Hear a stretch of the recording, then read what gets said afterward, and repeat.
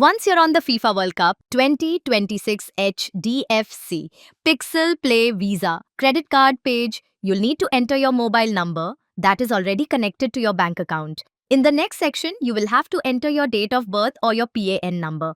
Then you will have to hit the tick mark by giving your consent and continue further.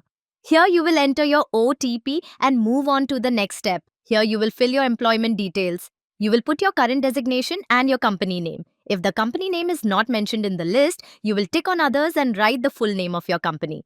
Then you hit on the Check Best Offers button. Here you will get to know all the details about the HDFC Pixel Play Visa credit card. What are the card benefits like cashbacks on the brands that you see like Zomato, Blinkit, BookMyShow, Flipkart, and you also get an Amazon voucher worth 2,500 rupees. Once you give your consent that you are ready to understand the card price and features, you can click on the Get This Card button. In this step, you will enter your office address, your work email address, and click on the Continue button. You will need to agree to all the terms and conditions that are connected to this entire process and click on the Submit and Verify button.